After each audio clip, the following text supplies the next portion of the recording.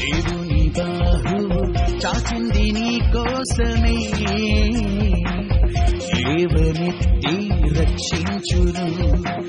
దేవుని బాహువు చాచింది నీ కోసమే, ఆదరించి ఆశ్రయమిచ్చు. హల్లెలూయా హల్లెలూయా నా దేవదేవునికే. హల్లెలూయా హల్లెలూయా నా దేవుని బాహువుకే.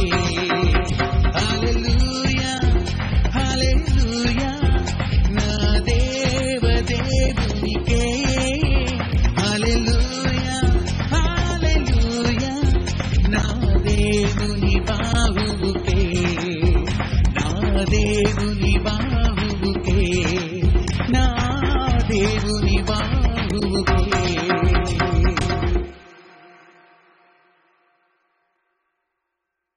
ప్రభునందు అతి మిక్కిలి ప్రియులైన దేవుని ప్రజలైన మీ అందరికీ మన ప్రభుల ప్రభువును రాజులకు రాజును పరిశుద్ధుడును రక్షకుడును ఉన్నవాడును అనువాడునైన దేవాతి దేవుని పరిశుద్ధ ప్రేమ కలిగిన నామంలో శుభాలు వందనాలు. దేవుని బాహు పరిశీల తరపున మీ అందరికీ నేను తెలియజేస్తున్నాను. సర్వోన్నతుడును సర్వకృపాన్ని దేవాతి దేవుని యొక్క కృప కనికరం కాపుదల క్షేమం మీకును మీ యొక్క కుటుంబ సభ్యులందరికీ నేను అనుగ్రహింపజేసి అన్ని విషయాలలో ప్రభు క్షేమను విస్తరం చేసి మిమ్మల్ని బలపరచును గాక. విశ్వాసములో భక్తిలో పరిశుద్ధతలో ప్రభు మిమ్మలను స్థిరపరచును గాక. ఆమేన్. ప్రియ దేవులారా, ఈ ఉదయ కాలశంలో ప్రభు మనకు అనుగ్రహించిన అనుదిన ఆహారము మనకు అనుగ్రహించిన నూతనమైన రోజులో మరి పరిశుద్ధ గ్రంథములో నుండి ద్వితీయోపదేశ కాండము 31వ అధ్యాయము 8వ వచనం చదువుదాం. ఈ జూలై నెల 29వ తారీఖు మంగళవారం దినమున ప్రభు అనుగ్రహిస్తున్న అనుదిన ఆహారము ద్వితీయోపదేశ కాండము 31వ అధ్యాయము 8వ వచనం. నీ ముందర నడిచేవాడు యెహోవా, ఆయనకు తోడై ఉండును. ఆయన నీకు తోడై ఉండును. ఆయన నిన్ను విడువడు, నిన్ను ఎడబాయడు. భయపడకము, విస్మయమందకము అని ఇశ్రాయేలులందరి ఎదుట అతనితో చెప్పాను. నీ ముందర నడిచేవాడు యెహోవా, ఆయన నీకు తోడయుండును. ఆయన నిన్ను విడువడు, నిన్ను ఎడబాయడు. భయపడకము, విస్మయమందకమని ఇశ్రాయేలులందరి ఎదుట అతనితో చెప్పాను. ఎవరితోటి అంటే యెహోషువతో దైవజనుడైన మోషే సెలవిస్తున్న మాట. అక్కడ ఇజ్రాయెల్ అందరితో మాట్లాడుతున్నాడు. 6వ వచనం నుంచి గనక చూసినట్లయితే అక్కడ యెహోషువతో మాట్లాడుతున్నా. ఎందుకని దైవజనుడైన మోషే యెహోషువతో మాట్లాడాలి అని గనక ఆలోచన చేస్తే, మోషే యొక్క వయసు మరి వృద్ధాప్యలోకి వచ్చేసిన పరిస్థితులలో నేను ఇక్కడి నుంచి రాలేని పరిస్థితుల్లో దేవుడు ఒక నాయకుడిని సిద్ధపరచాలి. ఆ నాయకుడు ఎవరు అని కనుక ఆలోచన చేస్తే దైవజనం మోషేకి తెలుసు, దేవుని ద్వారా ఏర్పాటు చేయబడిన నూను కుమారుడని యెహోషువ అని. అయితే యెహోషువ కొన్నిపాటి భయాలు కలిగి ఉన్నాడు. ఎందుకో తెలుసా, మోషే అంతటి వాడిని ఇజ్రాయిల్ ఏం చేయాలో తెలుసా, లెక్క చేయలేదు.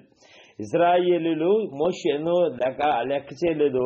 మోషేనే లెక్క చేయలేదు, ఇక నన్నేం లెక్క చేస్తారు. రెండోదిగా వీళ్ళందరూ ఎప్పుడు ఎలా మారిపోతారో తెలియని ప్రజలు వీళ్ళంతా. వీళ్ళు నడిపించడం అంటే సాధ్యం కాదు. మూడోది ఏంటి అంటే అక్కడ కనాను దేశంలో వేగులు వారు వెళ్లి తీసుకొచ్చిన రిపోర్టు అతనికి భయపెట్టిన పరిస్థితులు. ఏంటి అంటే ఆ రిపోర్టు వేగులు వారు వెళ్ళి చూసి వచ్చి చెప్తున్నారు కదా, అయ్యా ఆ దేశము భయంకరమైన దేశము, ఆ దేశంలోని జనులందరూ కూడా ఆజానుబాహులు, దేహదారుఢ్యము కలిగిన వారు. అక్కడ మంచి ఉన్నాయి, దేవుడు చెప్పిన వాగ్దానాలన్నీ అక్కడ ఉన్నాయి. కానీ వాళ్ళు అమాకీయుల వంశములు వారు ఉన్నారు. ఈ అమాకీయుల వంశములు వారు నెఫీలీలు ఉన్నారు. వారు నరమాంస భక్షకులు, నరమాంసం తింటారు. అలాంటి వారి మధ్యన మనం వెళ్ళగలమా? రెండోది, వారి దృష్టికి మేము మిడతలుగున్నాం, మా దృష్టికి మేము కూడా మిడతలుగున్నాం వారి ఎదుట అన్నారు. అంటే ఎంత భయపడిపోయారో చూడండి.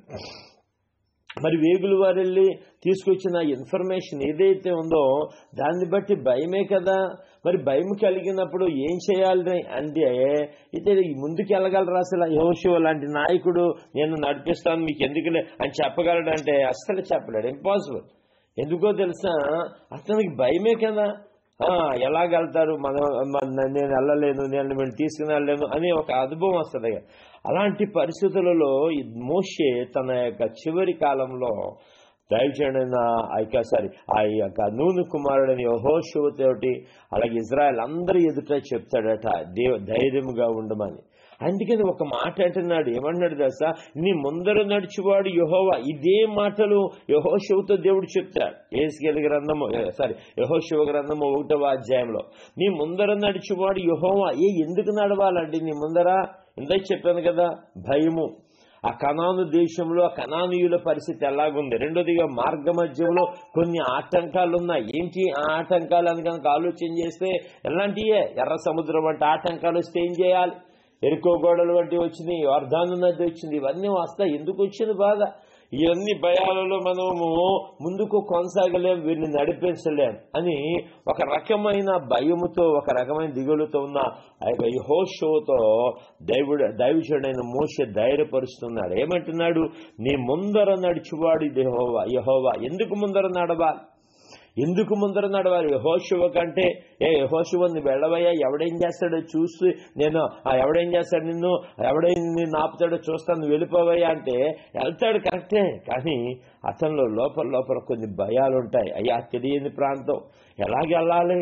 అంతకుముందు దైవజనుడైన మోషే అంటే ఆ ధైర్యంగా అతను దేవుని ఆత్మతో నింపబడ్డాడు కాబట్టి వెళ్ళిపోతాడు. నేను ఎలాగలవా, నా వల్ల కాదు బాబోయింది, భయపడిపోతూ ఉంటాడని ముందు దేవుడు నడుస్తూ ఉన్నాడు. అందుకనే పాట పాడతాం కదా, ఇశ్రాయేలు సైన్యమునకు ముందు నడిచిన దైవమా అని. నిజంగా కదా, ఆయనకు ముందు నడుస్తా అంటాడు. ఎందుకు ముందు నడవాలి? ఈరోజు నీవైనా నేనైనా మనం నమ్ముకున్న దేవుడు మన ముందర నడుస్తాడు, కానీ మనలోని శ్రమలలో అలాగ వదిలేసే దేవుడు కాదండి. ఆమెన్ చెప్పండి గట్టిగా, ఆమెన్.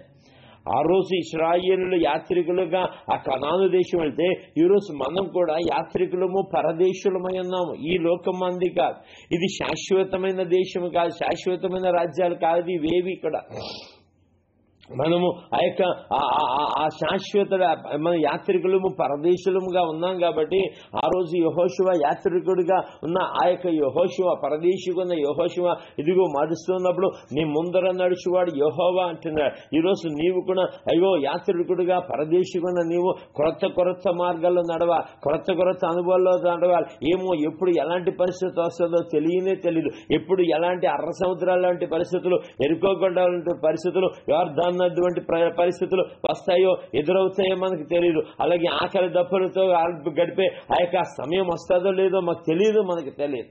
ఎలాగైనా ఈ పరిస్థితి వెళ్ళటం, ముందుకు వెళ్ళగలమా? అసలు ఏంటి పరిస్థితి? అలాగని తిరిగి వెనక్కి వెళ్ళలేం. అయ్యో ఏం చేయాలి? ముందుకు వెళ్తే ఏమవుతుందో, ముందుకు నిర్ణయం తీసుకుంటే ఏమవుతుంది, ఈ ఆలోచన తీసుకుంటే ఏమవుతుందో అని ఒక రకమైన భయముతో వారు జీవిస్తున్న పరిస్థితులలో దేవుడు వారికి ఒక అవకాశం ఇచ్చాడు. నిజంగా కదా, దేవుడే కనుక ముందు నడవకపోతే ధైర్యం ఎక్కడి నుంచి వస్తుంది? యెహోషువ నువ్వు ఎందుకు భయపడుతున్నావయ్యా? అంతే కాకుండా దేవుడు డైరెక్ట్గా యెహోషువతో చెప్పిందన్నమాట, నేను నీకు ఆజ్ఞ ఇచ్చున్నాను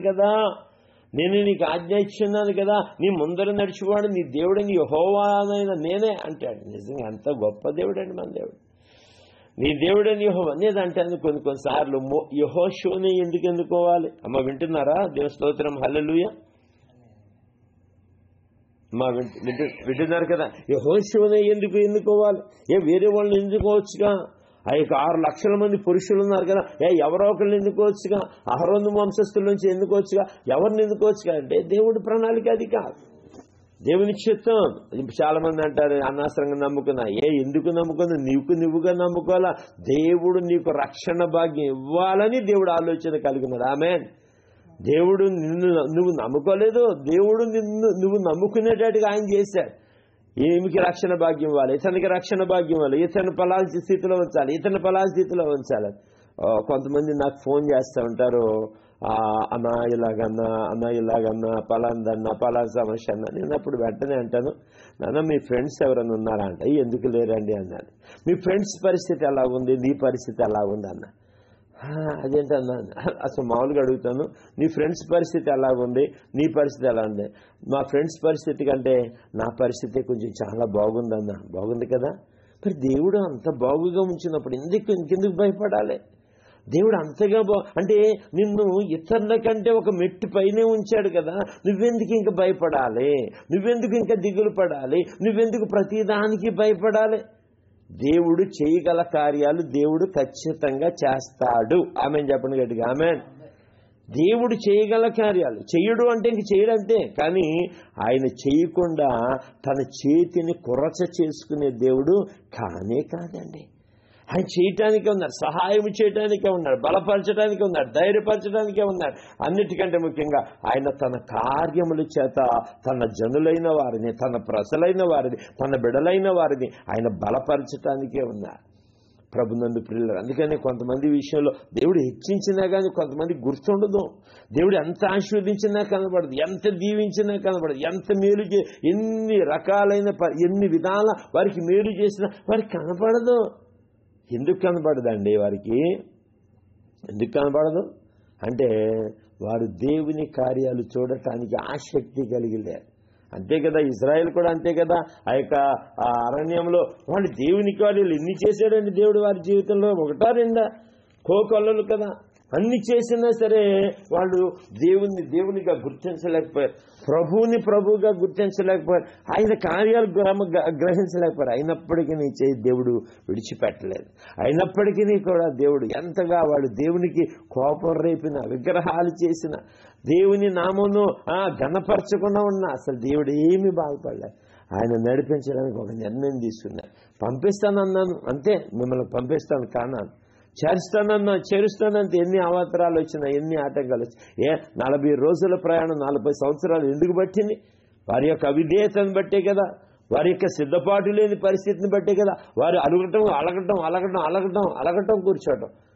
అలాంటి పరిస్థితులలో యెహోషువ నాయకత్వం తీసుకోవటానికి భయపడిపోయిన పరిస్థితులలో ఇక్కడ ధైర్యం చెప్తున్నాడు దైవజనుడైన మోషే. ఏమని చెప్తున్నాడు అంటే ఇశ్రాయేలు అందరి ఎదుట కూడా చెప్తున్నాడు ఆ మాటలు. నీ ముందర నడిచేవాడు నీ దేవుడని యెహోవా. ఈరోజు నమ్మిన వారి ఎడల, ఆయన యందు విశ్వాసం ఉంచిన వారి ఎడల ఆయన ముందరే నడుస్తాడు. కానీ నిన్ను ఎదరికెళ్ళిపో, నువ్వు పడిపో, నేను తర్వాత లేపుతానని దేవుడు కానే కాదండి. ఆయన మన దేవుడు గొప్ప దేవుడు, మన దేవుడు ప్రేమ కలిగిన దేవుడు, మన దేవుడు కృప కలిగిన దేవుడు. ప్రభునందు ప్రియుల ఇదే ద్వితీయోపదేశకాండంలో ఆయన కృప ఎన్ని తరాల వరకు ఉంటుందని చెప్తాడండి? ఎన్ని తరాల వరకు? 1000 తరాల వరకు, 1000 తరాల వరకు ఆయన కృప చూపుతాడట. అలాంటి దేవాతి దేవుడు యందు విశ్వాసం ఉంచినప్పుడు ఖచ్చితంగా ఆ దేవుడు మనకంటే ముందు నడుస్తాడు. నమ్ముతున్నామా? ఈరోజు ఎంతో మంది గొప్ప, ఆ రోజు యెహోషువకి ఎలాగైతే ఆపరేషన్, ఈరోజు నీకు నాకు కూడా అంత చక్కటి అవకాశం ప్రభు ఇచ్చారు. అంత చక్కటి అవకాశంలోనికి ప్రభు నన్ను నడిపించినప్పుడు ఆ నడిపింపుని బట్టి మనం ఎల్లప్పుడు కూడా ప్రభు నామను గణపరచాలి, ప్రభు నామను సన్నుతించాలి, ప్రభుని బట్టి గణపరచాలి. తర్వాత ఏమంటున్నాడండి? నీ ముందర నడిచేవాడు నీ దేవుడైన నీ ముందర నడిచేవాడు యెహోవా, ఆయన నీకు తోడయుండును. ఎంత గొప్ప మాట! చదవండి ఎవరైనా మాట, ఆ మాట చెప్పండి అందరూ. ఆయన నీకు తోడయుండును, ఆయన నీకు తోడయుండును. ఎందుకు తోడై ఉండాలి? దేవుడు అండి ఆయన స్థానము భూమి కాదు, ఆయన పరలోకమందున్న దేవుడు. ఆయన ధవళవర్ణుడు, రక్తవర్ణుడు, 10,000లో అతి శ్రేష్ఠుడు. ఆ యొక్క సింహాసనం మీద ఉండి అక్కడ ఉండవలసిన దేవుడు ఎందుకు నీకు తోడై ఉండాలి? ఎందుకు నీకు తోడండి? కీర్తనాకాడు అన్నట్టుగా దేవదూతలకు ఆజ్ఞాపించవచ్చుగా, దేవదూతలు తోడై ఉన్నట్టుగా. నో. ఏ దేవదూతకి నీ బాధ్యతను దేవుడు అప్పగించడండి. మార్గంలో కాపాడుటకు తన దూతలకు ఆజ్ఞాపిస్తాడండి, అంతే తప్పించి ఆయన మాత్రము మనల్ని చెయ్యి విడిచిపెట్టే దేవుడు కాదు. ఎంత గొప్ప భరోసా ఇస్తున్నాడు యెహోషువతో. యెహోషువకి ఎంత గొప్ప భరోసా ఇస్తున్నాడు తెలుసా? నేను నీకు తోడై ఉన్నాను, ఆయన నీకు తోడై ఉంటాడయ్యా. యెహోషువా, నువ్వెందుకు ధైర్యం కాలేవు? ఈరోజు కూడా ఈ భయంకరమైన దినాల్లో, ఈ దుర్దినాల్లో, ఈ అపాయకరమైన దినాల్లో, ఈ యొక్క బాధాకరమైన, ఎక్కడ చూసినా భయంకరమైన ఏ మనుషులు ఎలాగుంటున్నారో తెలియట్లేదు, ఏ పరిస్థితులు ఎలా మారుతున్నాయో తెలియట్లేదు, ఎవరు ఏ రీతిగా ఉంటున్నారో తెలియట్లేదు. మరి భయంకరమైన దినాల్లో ఎవరండి నీకు తోడై ఉండేది?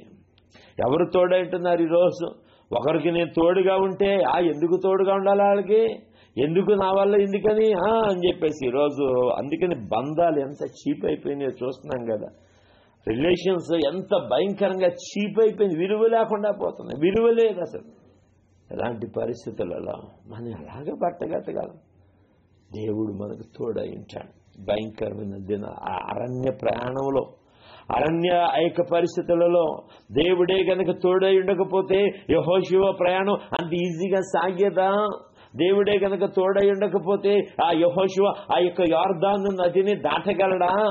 దేవుడే కనుక ఆ యొక్క యెహోషువకు తోడై ఉండకపోతే ఎరుకో గోడలు అడ్డు వచ్చినప్పుడు వాటిని దాటగలడా? అవి ఎలా పడింది? దేవుడు ఆలోచన తోడై ఉన్న దేవుడు చూశాడు పరిస్థితి.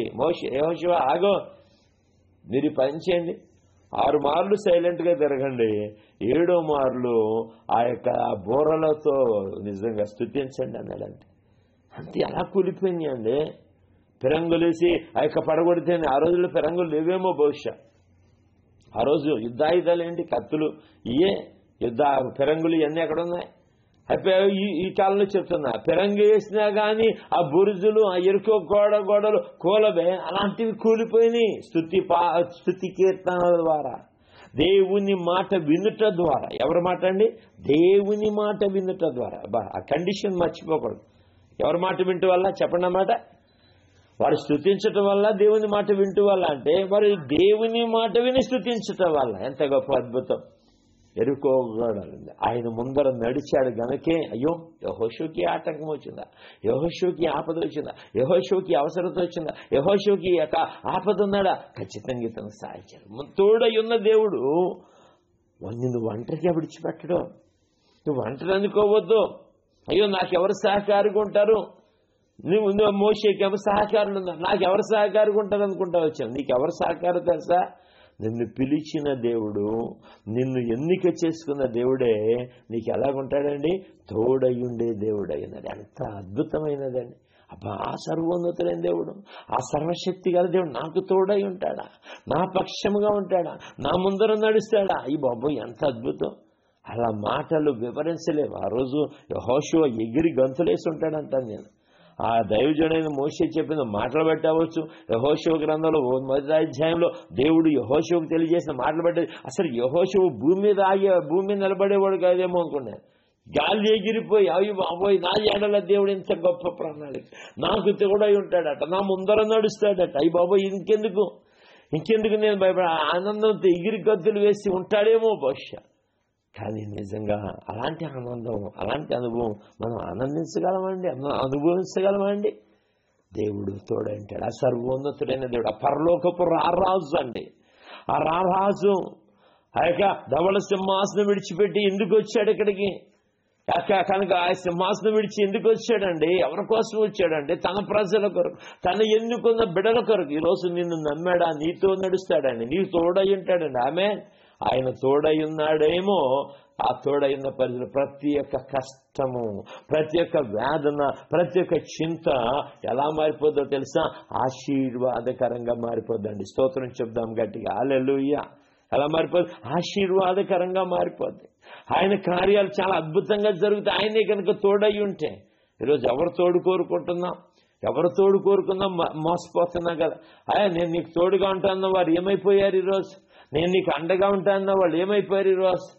ఒక పాస్టర్ గారు ఉన్నారు. ఆ పాస్టర్ గారు మేము అలా ఏంటి సేవ, ఏం చేయాలి, ఎక్కడ చేయాలి, ఎలా చేయాలని మా ఇంటికి వచ్చేసాం. మా నర్సాపూర్లో ఉండేవాళ్ళు మా ఇంటికి వచ్చేసాం. పొలపల్లి వచ్చి ఉన్నాము. ఉంటే మళ్ళా సమస్యలు, మళ్ళా వెళ్ళిపోవాలి. అప్పుడు ఇంకా నేను అభిషేకం పొందుకోవాలి, నా భార్య అభిషేకం పొందుకోవాలి, వెళ్ళిపోవాలని ఒక ఆలోచన వచ్చింది. ఒక పాస్టర్ గారు వచ్చారు. ఆ పాస్టర్ గారు వచ్చి చెప్తున్నారు, బ్రదర్ గారు ఇలా జరుగుతుంది మీ పరిచర్య, దేవుడు ఎంతో హెచ్చిస్తాడండి, మీరు హెచ్చించబడే వరకు మీకు తోడే ఉంటానండి, మీరు హెచ్చించే వరకు మేము మీకు కూడానే ఉంటానండి, మీకు ప్రార్థన చేస్తాను, మీకు కూడానే ఉంటా అన్నాడు. సరే అని చెప్పేసి కొన్ని పరిస్థితులు వచ్చినాయి. ఆయన చెప్పిన ప్రవచనాలను బట్టి నడుచుకున్నాం. ఆయన చెప్పిన ప్రవచనాలు A to Z ప్రభు జరిగించారు. అలాగే మేము కూడా నడుచుకున్నాం, బాగుంది. అయితే ఒకరోజు మళ్ళా ఇదే మాట అన్నాడు, మీకు ఎందుకండి దేవుడు మిమ్మల్ని హెచ్చిస్తాడండి, అబ్బో ఎక్కడెక్కడో వాడుకుంటారండి, మీకు నేను ఉంటానండి, మీకు నేను తోడై ఉంటానండి, మీరు హెచ్చించే వరకు పడే వరకు తోడై ఉంటాను. నేను అన్నాను, అంటే హెచ్చించబడే వరకు తోడై ఉంటావు, తర్వాత వదిలేస్తారా ఏంటంటే పాస్టర్ గారు అన్న. తర్వాత వదిలేస్తారా అంటే ఆయన నవ్వుకుని ఎందుకు వదులుతామండి, వదలలేమండి, కాకపోతే వదిలేశాడు ఆయన.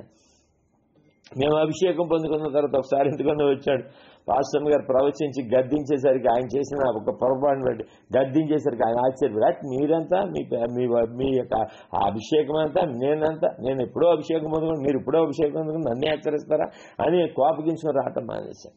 తోడై ఉంటామన్నవాడు ఏమైపోయాడు?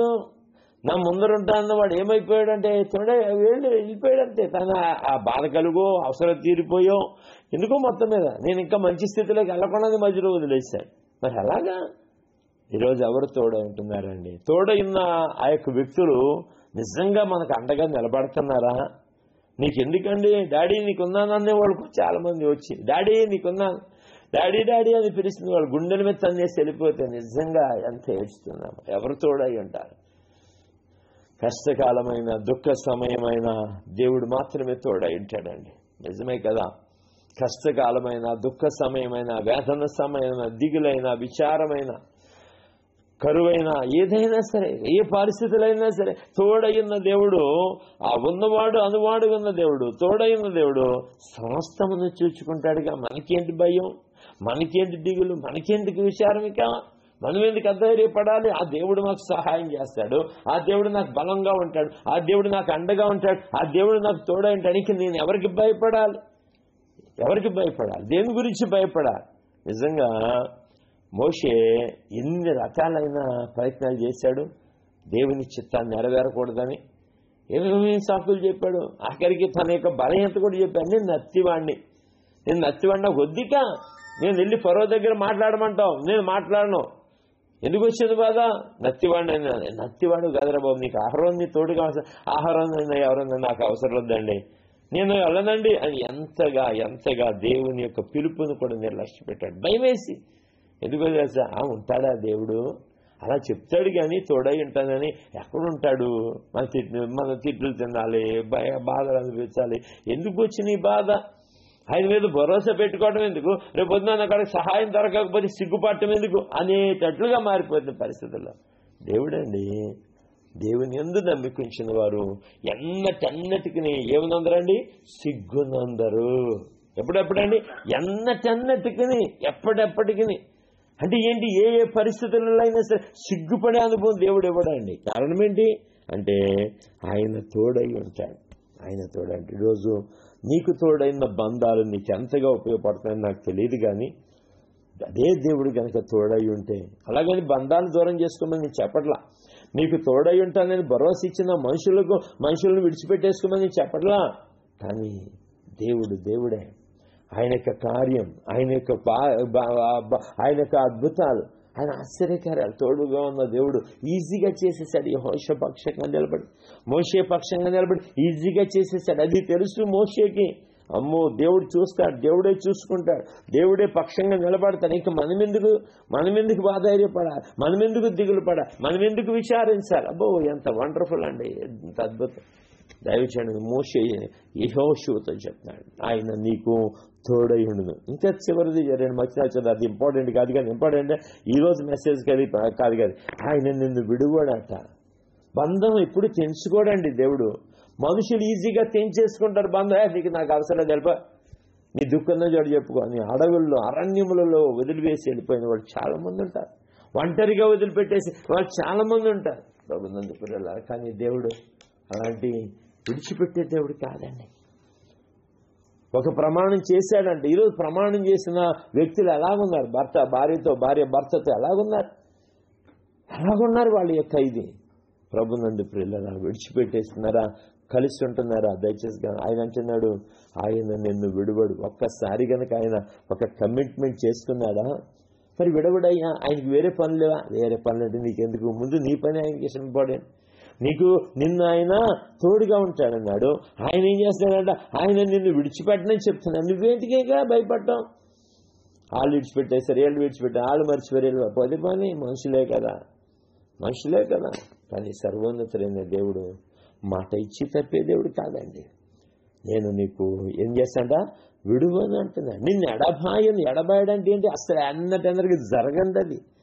తర్వాత అంటాడు భయపడకము విస్మయం. భయపడటం అంటే ఏంటి? ఈ మాటలు చెప్పినప్పుడు నిజమేనా? ఆ దేవుడు మాకు తోడై ఉంటాడా? ఆ దేవుడు మా పక్షంగా ఉంటాడా? ఆ దేవుడి ద్వారా బలం పొందుకుంటామా? ఆయన విడువడా, ఎన్నడు ఎడబాయడా అని ఆలోచన చేస్తే ఒక భయం కలుగుతుంది. రెండోది విస్మయం, ఆశ్చర్యం. ఆ సర్వోన్నతమైన దేవుడు వచ్చి నాకు తోడుగా ఉంటాడా, నా ముందర నడుస్తాడా, నన్ను విడవడా, నన్ను ఎడబాయడా అని ఆశ్చర్యపోవద్దాం. ఇవన్నీ నార్మల్ అండి. మనం ఈజీగా నిజంగా మన కుటుంబాలలో మన జీవితాల్లో ఎన్నో ఆశ్చర్యకాలు జరిగిన అంత ఈజీగా అంటే ఆ దేవుడు చేసేదాన్ని ఈజీగా చెప్పేస్తాం. కానీ దాన్ని వెనకాల దేవుడు ఎంత గొప్ప కార్యాలు జరిగిస్తాడు కాదు. దీనుల ఎడల, దరిద్రుల ఎడల, బలహీనుల ఎడల, కృంగిపోయిన వారి ఎడల, అవసరతలు ఉన్న వారి ఎడల, అక్కర్లో ఉన్న వారి ఎడల, అనేక రకాలైన ఈతి బాధలతో బాధపడుతున్న వారి ఎడల ఆయన కృప చూపించి ఆయన దూరముగా ఉండేవాడు కాడు. ఆయన ఎలా ఉండేవాడండి? సమీపముగా ఉండే దేవుడు. చెప్పాలన్నమాట, ఎలా ఉంటాడండి? సమీపముగా ఉండే దేవుడు. అలాంటి దేవుని యందు, అలాంటి ప్రభువుని యందు నమ్మికించి ఆ ప్రభువులు ఆ రోజు యెహోషువ ముందు నడిచిన దేవుడు, మోషేకు ముందు నడిచిన దేవుడే మీకు ముందు నడవడని అనుకుంటున్నారా? అందుకని ఆయన మంది విశ్వాసం ఉంచిన వారు ఏం చేయాలండి? కలవరపడరు. అలాంటి దేవాతి దేవుని యందు నమ్మిక ఉంచుదాం. ఆ రోజు ఆ ఉన్నవాడు దేవుడు, ఆ రోజు యెహోషువ తోడైనాడు. ఈ దేవుడు ఈ రోజు మార్పు లేనివాడండి. నిన్న నేడు రేపు ఏకరీతిగా దేవుడు, అదే దేవుడు, అదే ప్రభు, అదే రక్షకుడు.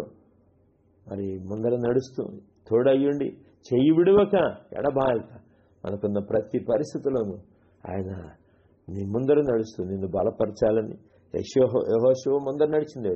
నీ ముందర కూడా నడిచి ఆయన తగిన కార్యము చేత నిన్ను సంతోషపరచాలని ఆశీర్వదిస్తూ ఈ మాటలు ముగిస్తున్నాను. దేవుడి మాటలు దీవించి ఆశీర్వదించి మనందరినీ కూడా ఆయన కృపచేత నింపి నడిపించుకున్నాను గాక. ఆయన మనందరి ముందు యెహోషువ ముందర నడిచిన దేవుడు నీ ముందర నా ముందర నడిచి నిన్ను నన్ను ఎక్కలేనంత ఎత్తైన స్థలములలోనికి ఆయన ఎక్కించును గాక. ఆయన అనుకున్న ప్రణాళికలో నిన్ను ప్రభు ఆశీర్వదించును గాక. ఆమేన్, ఆమేన్, ఆమేన్.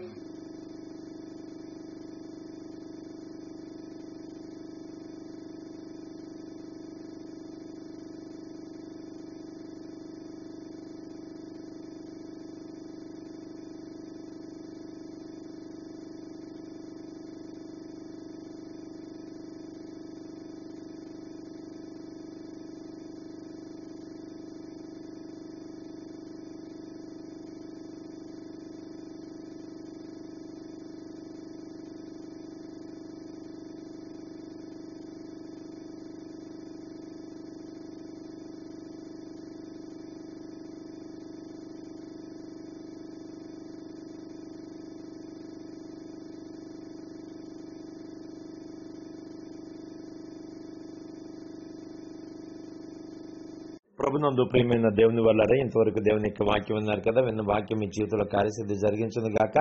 ఆయన కృప ద్వారా వచ్చే ప్రతి ఆశీర్వాదం ప్రభు మీకు అనుగ్రహించును గాక. ప్రార్థన చేసుకున్నామా? పరిశుద్ధుడైన మా ప్రియ పరలోక తండ్రి, నీ పరిశుద్ధ ప్రేమ కలిగిన నామం బట్టి నీకు వందనాలు. గనుడ గొప్ప దేవుడా, ఇజ్రాయేలు పరిశుద్ధ దేవానికే వందనాలు చెల్లిస్తున్నా. అగనన్నా నీ సమల ప్రభ ప్రియ బిడ్డలందరినీ బట్టి ప్రార్థిస్తున్నా. ఈ బిడ్డలందరినీ కూడా నీ దయతో నింపండి, నీ కృపతో నింపండి, నీ వాత్సలతో నింపి నడిపించుకుని సహాయం దయచేయమని సహాయకుడ నీకే స్తుతులు స్తోత్రాలు చెల్లిస్తున్నాను, అర్పిస్తున్నా తండ్రి. నీ యొక్క కన్య బలిష్టమైన రెక్కలతో భద్రపరచండి. ఇచ్చిన చక్కటి వాగ్దానం బట్టి నీకు వందనాలు. అవునయ్యా, నీ ముందర నడుచువాడు యెహోవా, ఆయన నీకు తోడై ఉండునని. నిజంగా కదా, ఎంత చక్కటి మాట అయా. దైవజన మోషే తండ్రి నాన్న యెహోషువను బలపరుస్తున్నారు. ఈ రోజు ప్రభా నీ ప్రియ బిడ్డలందరూ కూడా వారు ఏ కలవరం ఉన్నారు, ఏ శోధనలు ఉన్నారు, ఏ ఇబ్బందులు ఉన్నారు, ఏ ప్రమాదాలు ఉన్నారు, ఏ ఆపదలు ఉన్నారు, వారి ముందర నువ్వు నడిస్తే ప్రభా వారి క్షేమం, వారి ముందర నడిస్తే ప్రతి ఆటంకము తొలగిపోదు, ప్రతి అవరోధము తొలగిపోదు ప్రభా. వారిని ప్రభా వారి కంటే ముందు మీరు నడవండి. అలాగే వారికి యెహోషువకు తోడైన దేవా, ఈ బిడ్డలు కూడా మాకు కూడా తోడైన సహాయం దయచండి. అలాగే బలహీనలుగా ఉన్నారు ఎవరైతే ఉన్నారో వారిని బలపరచండి. అనారోగ్య పరిస్థితులు ఉన్న వారిని అనారోగ్య పరిస్థితుల నుంచి విడిపించి తప్పించి క్షేమం దయచేమే. దయాళడానికి వందనాలు, దయ చూపించుకోవడానికి వందనాలు, కృపామయడానికి స్తోత్ర. కృప కలిగిన దేవా నీకే వందనాలు చెల్లిసి అర్పించుకోండి. ఈ రోజు అంతర్లో తోడైండి. ఈ దిన దీవెనలతో నడిపించండి. గొప్ప మేలు గొప్ప క్షేమం దయచేసి సహాయము దయచేమే. సహాయకుడ నీకే స్తుతులు స్తోత్రాలు చెల్లిసి అర్పించుకుంటూ ఈ రోజునైనా నీ కృప ధారాళంగా అనుదిన ఆశీర్వాదంగా మీరు అనుగ్రహించే సహాయం చేయమని అయ్యా. వీరి ప్రయత్నాలు సఫలపరచండి. ఎవరు ఏ ప్రయత్నాలు అయితే చేస్తారో వారి ప్రయత్నాలు సఫలపరిచి సహాయం చేయమని ఆశీర్వదిస్తూ దీవిస్తూ మా ప్రభువును రక్షకుడు నన్ను యేసునామములో ప్రార్థించి అడిగి వేడుకొంచున్నాం తండ్రి.